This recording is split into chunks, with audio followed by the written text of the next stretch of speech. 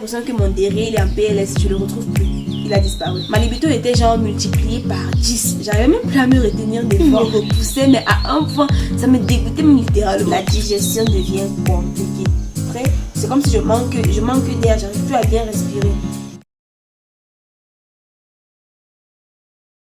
Hello tout le monde, j'espère que vous allez bien. Moi ça va, je vais bien. Bienvenue sur ma chaîne YouTube Dior Bwanda. Moi c'est Dior et je suis très heureuse de vous avoir à nouveau dans cette nouvelle vidéo.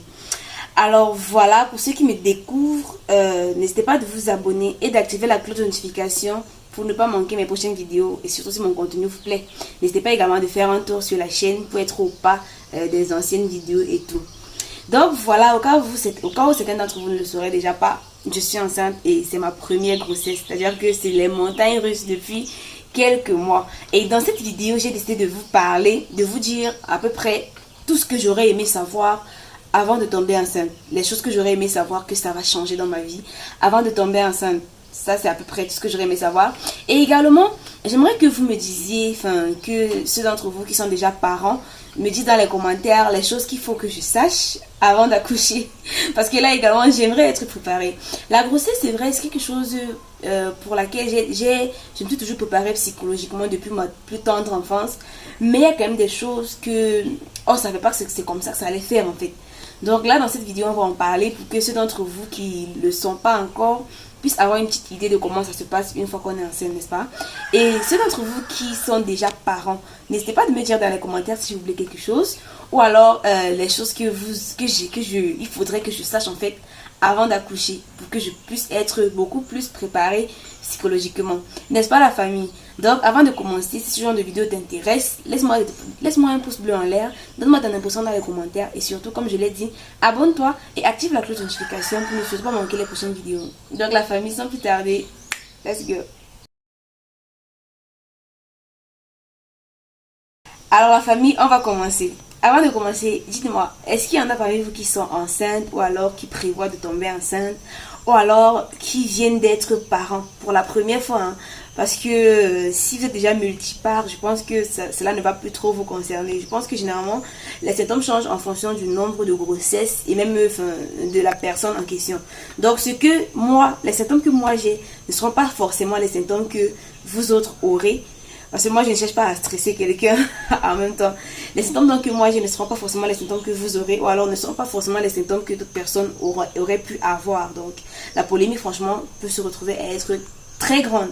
Anyway, j'aimerais bien savoir comment est-ce que vous vous êtes senti pendant votre grossesse à vous. Ou alors, voilà, comment est-ce que vous vous êtes senti pendant votre grossesse à vous. Ou alors, comment est-ce que vous vous sentez présentement pendant votre grossesse si vous êtes enceinte pour la première, pour la deuxième, même pour la énième fois. Voilà, donc dites-moi tout dans les commentaires, ça me fait plaisir de vous lire. D'ailleurs, la raison pour laquelle j'ai décidé de partager ma grossesse avec vous, c'était justement pour qu'on puisse faire des échanges ensemble comme cela. Parce que je dois dire que depuis le début de ma grossesse, il y a beaucoup de choses que j'ai appris grâce à vous. Il y a beaucoup d'aliments que j'ai appris qu'il ne fallait pas que je consomme grâce à vous et tout. Donc, n'hésitez pas de me dire tout ce que vous pensez dans les commentaires. Laissez-moi vos impressions. Ça me fait plaisir de vous lire et d'échanger avec vous. Donc voilà la famille, avant de commencer donc... La première chose que j'aurais aimé savoir, c'est que mes goûts allaient changer. Je n'étais pas préparée à ça en fait. Je ne savais pas que j'allais me retrouver à détester des plats que j'aimais ou alors à aimer des plats que je détestais. C'est quelque chose de vraiment très paradoxal. Je ne comprends toujours pas comment ni pourquoi en fait. Parce que là par exemple, quand je dis tes goûts changent, je ne parle pas forcément de goût culinaire. Hein. Je parle vraiment de goût en tout, en toutes les matières. Je te retrouve à apprécier plus une certaine couleur qu'une autre, à apprécier. Par exemple, moi, j'ai toujours été aliment moins sucré et aliment salé. Là, par exemple, en début de grossesse, j'avais une certaine addiction pour les aliments sucrés. Je ne sais pas pourquoi, ni comment. Je n'ai jamais aimé le sucré, je n'ai jamais aimé le trop sucré, mais je me suis retrouvée à tolérer les purées sucrées, par exemple. Moi, je déteste la purée sucrée, mais monsieur, lui, il adore quand la purée est sucrée. Il met même du lait carrément dans sa purée. Moi, c'est quelque chose que je n'ai jamais pu concevoir. Par contre, quand je suis tombée enceinte en début de grossesse, j'aimais la purée. Et même que j'arrivais à tolérer de manger la purée sucrée. Vous voyez un peu. Il y a quoi également? Il y a ça et également le fait que mes goûts vestimentaires, ils ont changé. En début de grossesse, j'étais plus pantalon ample, vêtements très amples et tout. Alors qu'en vrai de vrai, c'est pas moi en fait. J'aime pas trop les vêtements comme ça. Donc en fait, tout a changé. Mes goûts ont changé. Mon style même de vie a changé. Même mes goûts en termes de... Mes goûts cinématographiques en fait également ont changé. Je suis plus film d'horreur, film qui donne des frissons, film frisson en fait. Quand je dis film d'horreur, non c'est pas ça, film frisson et tout. Mais là je me suis retrouvée à aimer les romances, à aller sur Netflix tout le temps taper dans la rubrique romance pour regarder les films, ce que j'allais regarder. Et j'ai kiffé, je prenais du plaisir à regarder ce genre de film alors que c'est pas moi. Franchement, je vous assure que c'est pas moi. Ceux qui regardent cette vidéo et qui me connaissent savent que j'adore les histoires frissons. J'adore les films frissons, les films que tu regardes et puis tu as la chair de poule et tout ça là. C'est ça. Pourtant, moi, en fait, en début de grossesse, tout avait changé. Quasiment tout. Même mes goûts en termes de couleurs avaient changé.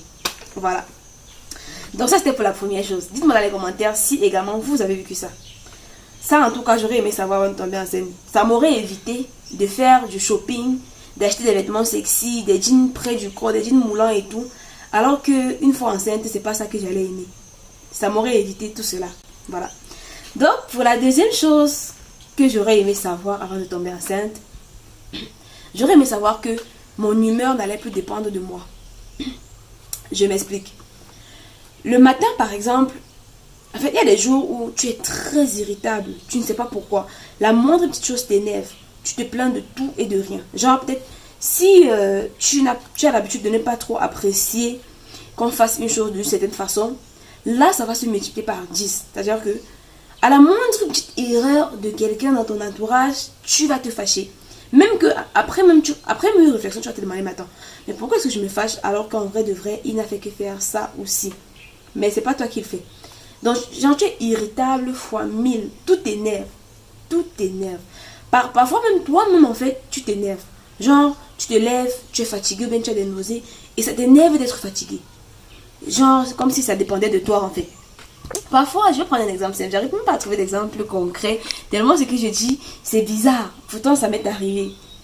Genre, tu peux te lever le matin, par exemple, tu as envie de faire tes lacets. Ça, c'est un exemple.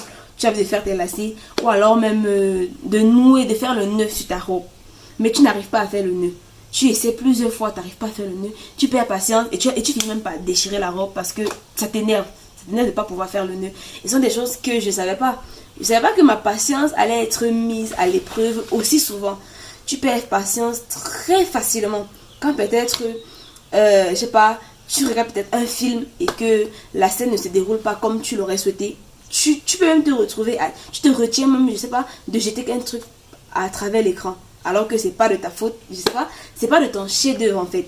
Tout t'énerve et c'est quelque chose que j'aurais aimé savoir. Parce que d'ordinaire, je suis quelqu'un de très patiente. Je suis quelqu'un vraiment de très patiente. Et là, c'est devenu vraiment compliqué pour mon entourage et moi de devoir gérer ce manque de patience. De devoir tout le temps... En fait, c'est devenu compliqué pour les gens autour de moi de devoir s'accommoder à cela, de devoir se dire que non, elle est enceinte, c'est pas de sa faute, elle est enceinte, c'est pas de sa faute. Parce que, à un moment donné, c'est compliqué, c'est compliqué. Parfois même, tu réponds même mal à certaines questions. On te pose une question comme ça, là, tu te retrouves à mal répondre à la personne alors que la personne ne t'a rien fait. Tu es juste lassé de tout en fait. Et ça, ce n'était qu'au début de ma grossesse. Ce n'était que genre les premières semaines de ma grossesse. Donc quand je pensais à tout le parcours que j'avais encore à faire, je stressais. Franchement, je stressais. Alors voilà, ça c'était la deuxième chose que j'aurais aimé savoir. Dites-moi également si ça vous est arrivé à vous ou bien ça vous arrive à vous en ce moment. C'est vrai quand même que depuis le moment où je suis un peu plus patiente, je commence à apprendre à gérer un peu plus ce côté-là. Mais c'est pas facile, c'est pas évident. J'espère qu'après l'accouchement, ça va changer et que je redeviendrai cette fille patiente que j'ai toujours été. Alors, la prochaine chose que j'aurais aimé savoir, c'est que le matin, tu peux mourir d'envie de quelque chose. Genre, tu as tellement envie de quelque chose et dès que tu as la chose en face de toi, l'envie n'est plus là. Je m'explique. Tu peux avoir peut-être envie, je sais pas moi, du couscous sauce gombo, vu que c'est ma nourriture préférée. Et dès qu'on te l'apporte, dès que tu goûtes, en fait, il n'y a plus l'envie. L'envie n'est plus là. Et moi, déjà d'ordinaire, vu que je suis une personne qui n'aime pas irriter, lorsque je te dis j'ai envie de quelque chose et que tu me l'amènes, je fais mon maximum possible pour manger, pour pas que, tu vois que ce que tu m'as amené ne me plaît plus, tu vois. Mais en vrai de vrai, Il y a des fois, tellement de fois en fait, où j'ai eu envie de quelque chose. J'ai exigé qu'on sorte, qu'on aille au resto manger. Et une fois au restaurant, il n'y avait plus l'envie. Lorsqu'on m'a servi le plat en face de moi, il n'y avait plus l'envie. Je me suis forcée à manger et à ne pas vomir. Parce que je voulais faire plaisir à la personne qui a essayé de me faire plaisir. Mais en vrai de vrai, mes envies, rares sont les fois même où j'ai eu envie de quelque chose. Et lorsque j'ai eu cette chose en face de moi, l'envie était toujours là. À chaque fois, l'envie n'est plus là. À chaque fois. À chaque fois, j'ai envie de, je sais pas moi, d'un fruit peut-être en particulier. Et lorsque le fruit est là, l'envie n'est plus là. Et je me retrouve à me forcer pour pas que la personne qui m'a fait plaisir se rende compte que je n'avais pas envie de ça. Ou voyez un peu la famille. Donc dites-moi si ça vous est arrivé à vous, ou bien ça vous arrive à vous en ce moment. Alors la prochaine chose que j'aurais aimé savoir avant de tomber enceinte, c'est que trouver une position pour dormir allait être aussi compliqué. Je savais pas. Je m'attendais vraiment pas à ça. Genre, quand tu te couches, au début de ma grossesse, lorsque je pouvais encore me coucher sur le dos, c'était genre la seule position dans laquelle j'arrivais à dormir. Et quelques mois après, on me dit, non, une femme enceinte ne doit pas dormir sur le dos. Pourtant, en vrai de vrai, c'est la seule position dans laquelle j'arrive à dormir. Quand je me mets sur le côté gauche, là j'arrive encore un peu. Quand je me mets sur le côté droit, quelques instants après, c'est comme si je manque d'air, j'arrive plus à bien respirer. Et là, je ne peux pas me mettre sur le dos. Je me retrouve à ne pouvoir dormir que dans une seule position pendant des mois. Et dites-vous que à un moment donné, tu commences à avoir mal à l'épaule, à avoir mal, je sais pas moi, aux côtes, à avoir mal partout de ce côté-là. Parce que tu es resté couché sur ce côté-là pendant trop longtemps. Et tu ne peux pas changer de position. Il y a des fois, même la nuit, sans faire exprès, je me retrouve à me retourner parce que je suis mal à l'aise, je me retourne. Et quelques minutes après, l'inconfort me réveille. Je me rends compte que je ne suis pas à l'aise dans cette position et je me réveille. J'aurais aimé savoir ça parce que ça devient compliqué de dormir étant couché. Et des fois, carrément, je m'adosse au rebord du lit pour dormir. Parce que je sais que si je me couche, je ne vais pas pouvoir dormir dans telle ou telle autre position. Et je vais me retourner jusqu'au lever du jour sans avoir pu trouver le sommeil. Et c'est quelque chose franchement que je n'étais pas préparée à ça. Je suis quelqu'un qui a d'ordinaire un sommeil très profond. Mon sommeil n'est pas léger, mon sommeil il est très profond. Même que quand j'étais au lycée, c'était compliqué pour ma maman de me réveiller le matin pour aller à l'école. Mais là, je me retrouve à avoir un sommeil si léger que un simple, je sais pas, grisouillis d'un animal à l'extérieur pourrait me réveiller. Genre quand je dors là. Parfois, s'il y a même un grillon qui chante à l'extérieur, ça me réveille et après, me rendormir devient tellement compliqué. C'est quelque chose auquel je n'étais pas préparée. J'aurais aimé le savoir. C'est vrai quand même que même si je l'avais su, j'aurais pas pu changer grand chose, mais j'aurais aimé être préparée psychologiquement à cela. Voilà un peu. Alors voilà, la prochaine chose que j'aurais aimé savoir avant de tomber enceinte, c'est que la digestion devient compliquée. Un jour tu es constipé et puis l'autre jour tu as la digestion hyper facile. Il y a des fois tu dois te réveiller la nuit pour aller aux toilettes. Et puis il y a des jours où tu fais quasiment 3 jours sans aller aux toilettes. Et vous savez ce qui est pire dans ça? C'est que lorsque tu mets trop longtemps sans aller aux toilettes, tu as mal au rein, tu as mal à la ceinture rénale, tu as mal au dos, tu as les courbatures. Juste parce que tu n'es pas allé aux toilettes. Dingue. Il y a autre chose, c'est la miction. La miction est tellement fréquente. C'est-à-dire que tout le temps tu as envie d'uriner. Et des fois dès que tu finis d'uriner, tu te nettoies. Quand tu te lèves, tu as encore envie d'uriner, tu te rassois, tu urines. Quand tu te lèves, tu as encore envie d'uriner. Même là, je vous parle là, j'ai envie d'uriner depuis un sacré bout de temps. Je me retiens. Donc en fait, j'ai l'impression que tu ne contrôles plus ta miction. Et plus tu avances dans ta grossesse, en fait, lorsque tu as un stade où bébé bouge beaucoup, et des fois tu as l'impression qu'il appuie contre ta vessie, et si tu ne te dépêches pas pour aller aux toilettes, tu vas uriner sur toi sans t'en rendre compte. C'est dingue, c'est quelque chose que j'arrive pas à comprendre. Et vous savez ce qui est un peu plus compliqué, c'est que nos mamans nous disent tout le temps, il faut faire les selles, il faut t'arranger à faire les selles, avoir la digestion facile, parce que si tu n'as pas la digestion facile, à un moment donné, enfin à l'accouchement en fait, il peut arriver que tu fasses caca sur la table d'accouchement. Ça je ne savais pas, je l'ai appris dernièrement. Et donc lorsque tu n'arrives pas à digérer, tu dois t'obliger, tu dois trouver le moyen en fait de faire sortir cela, pour ne pas que lors de l'accouchement tu te retrouves à faire caca sur la table d'accouchement. C'est compliqué, c'est très compliqué. Alors voilà, pour la prochaine chose que j'aurais aimé savoir avant de tomber enceinte déjà, c'est que ah non, c'est pas vraiment une chose que j'aurais aimé savoir. C'est plutôt une chose qui m'embrouille. Vous voyez un peu la famille.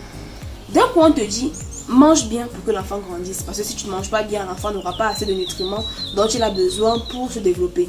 Mais après, la même personne qui t'a demandé de bien manger va te dire, en même temps, ne mange pas trop. Parce que si tu manges trop, l'enfant va trop grossir, il ne va pas pouvoir sortir. Du coup, là, tu te retrouves confuse. Tu sais pas si il faut que tu manges bien ou que tu manges pas trop. Parce que la limite entre les deux est très mince. Je ne sais pas s'il y a une limite entre les deux. Parce que pour moi, bien manger revient aussi à manger beaucoup. Je sais pas si je me trompe ou pas. Mais en général, quand on me dit de ne pas manger, je ne mange quasiment pas. Genre, je me lève le matin, je me prive de nourriture peut-être jusqu'à 15h du soir, 15h de l'après-midi. Et quand je mange à cette heure-là, je mange plus jusqu'à dormir. Pourtant, on me dit, il faut s'assurer de ne pas sauter un repas. Donc, tu prends tes 3 repas, normalement, tu ne sautes aucun repas. Et pour moi, faire ça, c'est beaucoup manger. Donc, du coup, je ne sais plus trop s'il faut que je mange trop ou que je mange pas trop. Même que c'est un réel problème pour moi. Au début de ma grossesse, on me disait tout le temps, il faut bien manger pour que le bébé grandisse bien. Et vu que moi, je n'avais pas un ventre très rebondi, je me disais que vu que mon ventre, il n'est pas rebondi, ça veut dire que je ne mange pas beaucoup. Et aussi, je ne prenais pas beaucoup de poids. C'est-à-dire que je n'avais pas l'écart de poids, en fait, entre le poids que j'avais lorsque je n'étais pas enceinte et ce que j'avais lorsque je tombais enceinte n'était pas très grand, genre 1-2 kg grand max.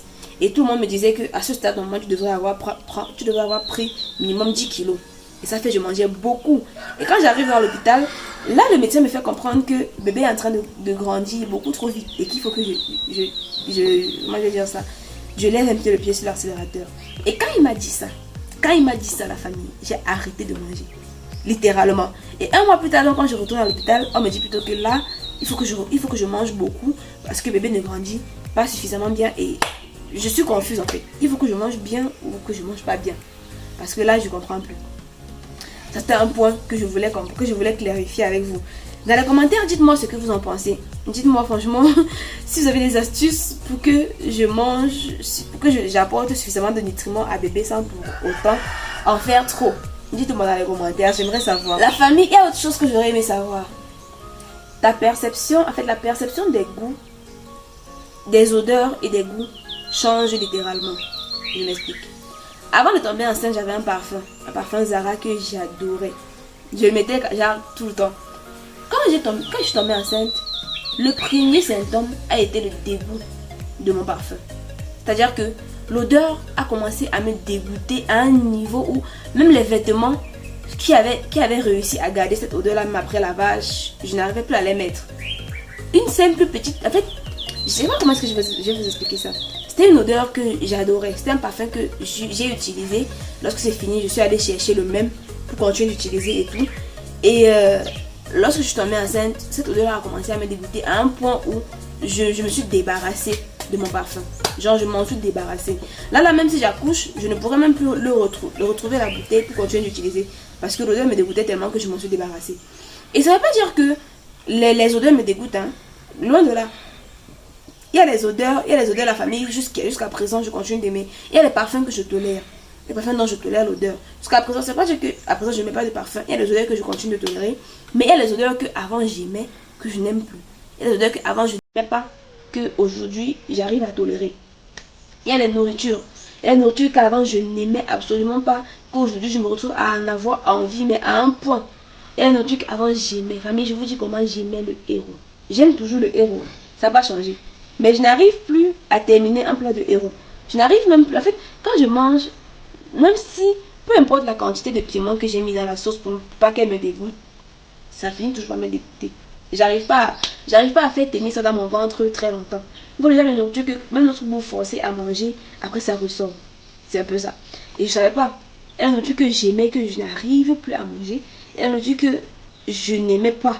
Enfin, je n'aimais pas tant que ça. Que maintenant j'en mange tellement que j'en ai envie des fois. Par exemple, la purée, c'est vrai que j'aime beaucoup la purée d'avocat, mais je ne savais pas que je pouvais en manger autant pendant un si court laps de temps. Depuis que je suis enceinte, tout le temps j'ai envie de la purée. Même lorsque je finis de manger la purée, j'en ai encore envie. Donc là, je mange, je dis que j'ai envie de la purée, je mange ça le matin, j'ai encore envie de manger la même chose pour midi. Et même à midi, lorsque j'en mange, j'en ai encore envie pour le soir. Et j'ai cru au début de ma grossesse que à un certain moment ça allait changer, je n'allais plus en avoir envie, mais ça n'a pas changé. Ça n'a vraiment pas changé. Tout le temps j'en ai envie. Même là je vous en parle, l'envie commence à venir. Donc c'est quelque chose auquel franchement j'étais pas préparée. Et dites-moi dans les commentaires si également vous avez vécu la même chose. Je ne savais pas que la grossesse était autant de montagnes russes. Même qu'il y a des gens qui me disent, Dieu, tu as beaucoup de chance. Parce que j'ai pas trop de nausées, je vomis pas, je vomis quasiment pas. Par contre, il y a des femmes qui ont ce problème. À chaque fois qu'un truc entre, ça veut ressortir. Même l'eau. Ne serait-ce que l'eau. Quand ça entre, ça veut ressortir. Il y a ma belle-soeur, par exemple, Florence, elle a eu tellement de problèmes pendant sa grossesse. Elle n'arrivait même pas à manger. À chaque fois qu'un truc entrait, ça voulait ressortir. Que ce soit la nourriture, que ce soit de l'eau, que ce soit n'importe quoi. Même les odeurs, à chaque fois, on la faisait vomir. Des fois, même tellement elle avait vomi qu'elle n'avait plus rien dans l'estomac. Et l'estomac cherchait quand même à renvoyer le peu qu'il y avait encore à l'intérieur. Vous voyez un peu ce que je veux dire. Elle me dit que même sur la table d'accouchement, elle vomissait. Donc, il y avait un seau là à côté. Elle pousse, elle vomit. Elle pousse, elle vomit. Donc, pour vous dire que il y a beaucoup de personnes qui me disent que j'ai de la chance de ne pas avoir trop de symptômes. Pendant que moi, je trouve que le peu de symptômes que j'ai, c'en est déjà de trop. Voilà. Autre chose. J'aurais aimé savoir avant de tomber enceinte que ma libido me jouerait autant de tours. Je m'explique. Avant, je ne vais pas vous expliquer comment ma libido était avant de tomber enceinte. Mais une chose que je vais vous dire, c'est que pendant le premier trimestre de ma grossesse, j'avais une faible libido. Donc, ma libido était en chute libre. C'est-à-dire que les relations, franchement, avec moi, là, c'était pas trop ça. Même les fois où je le faisais, franchement, je m'efforçais à un point. Parce qu'on m'avait fait comprendre que pendant la grossesse, il faut beaucoup... Enfin, j'ai pas envie de dire les mots et être censuré par YouTube, mais je pense que vous avez compris. On m'avait dire que pendant la grossesse, il faut être active sexuellement pour pas que... Enfin, voilà. Pour pas que... Je sais pas trop c'est quoi la raison, à vrai dire. Mais on m'a dit ça. Du coup, au début de ma grossesse, j'étais... Comment je vais dire ça? C'était quelque chose qui me repoussait, mais à un point, ça me dégoûtait même littéralement. Du coup, je m'efforçais. Maintenant, pendant le deuxième trimestre de ma grossesse, c'était l'inverse. C'était l'inverse. J'en avais envie tout le temps. Ma libido était genre multipliée par 10. J'arrivais même plus à me retenir des fois. Et là, je m'attendais pas. Je n'avais jamais eu une aussi forte libido de toute ma vie. Maintenant, pendant le troisième trimestre, je me rends donc compte que la libido n'a pas vraiment changé. L'envie, elle est toujours là. Mais il y a la fatigue qui se mélange. Il y a le mal de dos. Il y a les courbatures. Il y a tellement de choses maintenant qui viennent t'empêcher de le faire comme avant. Donc, la libido, franchement, quelque chose pour moi que je ne m'attendais pas à ce que ça me joue autant de tours. Au premier trimestre de ma grossesse, c'était l'inverse. C'est-à-dire que c'est quelque chose qui me repoussait littéralement. Et par la suite, ça a changé. Ça a changé. Et même lorsque ça change, même franchement là, tu n'arrives même plus à trouver une position confortable parce que le ventre, ça gêne, le dos, tu as mal. Il y a tellement de choses qui viennent faire en sorte que tu n'arrives plus à être à l'aise comme au début, tu aurais pu l'être. Pourtant, au début, tu n'avais pas envie du tout. C'est quelque chose que je m'y attendais vraiment pas. Le prochain point que j'aurais aimé savoir, c'est le physique. Côté physique, parlons-en. Parce que moi, ça fait genre quoi? Ça fait quelques temps... J'ai l'impression que mon derrière il est en PLS, je ne le retrouve plus. Il a disparu. Genre, c'est devenu comme ceci. Avant, je dois dire c'était un tout petit peu comme ça, genre un peu bombé là. Mais maintenant, c'est plat, c'est même genre retourné. Parce que j'ai l'impression que c'est mon ventre qui tire tout vers l'avant. Je savais que ça devait être comme ça en fait. Mes pantalons même qui m'allaient bien, ça me tenait bien le corps. Maintenant, quand je mets, ça me tient bien les cuisses. Mais le derrière là, c'est comme s'il y a un vide à l'intérieur. Je sais pas où mes fesses se sont barrées, je sais pas. Il y a ça, il y a également le fait qu'il y a des femmes même littéralement pendant la grossesse. En fait, la grossesse, tu as l'impression que ça change leur morphologie. Tu vas retrouver des personnes qui avaient des silhouettes en X qui après la grossesse ont une silhouette en H. Donc j'ai l'impression que la grossesse est venue en fait changer littéralement sa morphologie. Parfois tu as l'impression que c'est venu changer le teint. Il y a des gens, le masque de grossesse, franchement, les a pris de partout. J'ai une amie à moi, lorsqu'elle était enceinte, elle avait le masque jusqu'au sein. Donc elle avait... Son teint avait changé littéralement. Et après la grossesse, vu que tout le monde te dit après la grossesse ça va partir et tout, après la grossesse c'est pas parti.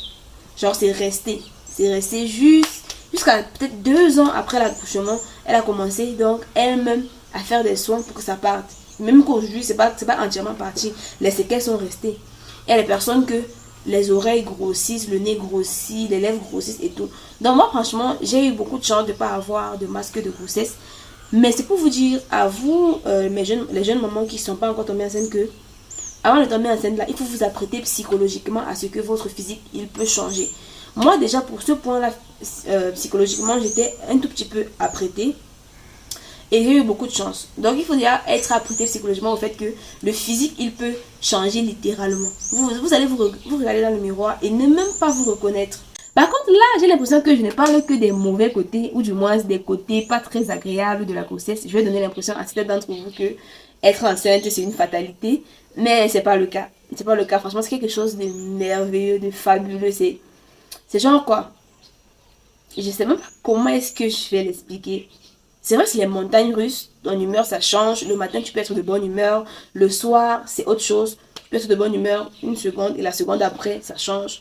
Des fois même tu boudes, tu sais même pas pourquoi tu boudes. Des fois même tu n'as même pas envie de voir quelqu'un, donc tu as envie d'être seul durant toute ta grossesse, tu veux pas voir quelqu'un. Dès que tu vois que ça t'énerve. Mais c'est pas ça. Il n'y a pas que ça dans la grossesse. La grossesse, c'est tellement fabuleux de sentir en toi grandir un être, le sentir bouger, euh, le sentir te donner des coups de pied et tout. Et lorsqu'il ne bouge pas, tu commences à stresser, tu commences à te demander s'il dort ou bien s'il est encore là et tout ça là. Et puis il y a une amie à moi qui me dit, oh, c'est vrai que être enceinte c'est fabuleux, être enceinte c'est quelque chose de tellement fabuleux. Mais lorsque tu vas accoucher, lorsque tu vas te rendre compte que cet être-là qui était en toi est actuellement dans tes mains et qu'il n'y a plus personne dans ton ventre, ça va te faire quelque chose que tu ne vas pas comprendre. C'est ça qu'elle est en train de m'expliquer.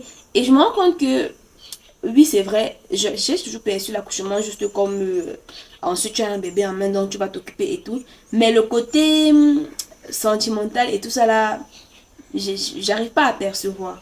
Donc la famille, pour ceux d'entre vous qui êtes déjà parents, dites-moi dans les commentaires ce que ça fait. Dites-moi à quoi est-ce que je dois être préparée avant d'accoucher. Dites-moi ce que je dois savoir, ce qui pour en fait, je sais pas comment je vais vous expliquer. Donc dites-moi ce qu'il faut que je sache pour que je puisse me préparer psychologiquement à l'accouchement. Parce que là, j'essaie de me préparer, mais je n'arrive pas vraiment à concevoir la chose. Vous voyez un peu, à percevoir la chose. Et il faudrait que je sois préparée psychologiquement pour ne pas être surprise autant que j'ai été surprise pendant ma grossesse. Il y a tellement de choses qui m'ont surprise. Et j'aimerais vraiment être préparée psychologiquement pour l'accouchement. Donc dites-moi tout dans les commentaires et tout. Et là, je pense que c'est à peu près tout ce qui me vient en tête pour les choses que j'aurais aimé savoir avant de tomber enceinte. Si j'en ai oublié d'autres, n'hésitez pas de me le dire dans les commentaires. Et pour ceux d'entre vous qui ont vécu la grossesse différemment, dites-le-moi également dans les commentaires. Ça me fait plaisir de vous lire, ça me fait plaisir d'échanger avec vous. C'est toujours un plaisir, comme je le dis, à chaque fois. Donc voilà, c'est tout pour la vidéo. Laissez-moi des pouces bleus en l'air si elle vous a plu. Dites-moi, donnez-moi vos impressions dans les commentaires comme je l'ai dit. Et surtout, abonnez-vous et activez la cloche de notification pour ne pas manquer mes prochaines vidéos qui ne vont pas tarder à arriver. On va donc se dire à très bientôt dans une nouvelle vidéo. D'ici là, portez-vous bien. Je vous aime, je vous adore. Bisous, bisous. Bye bye.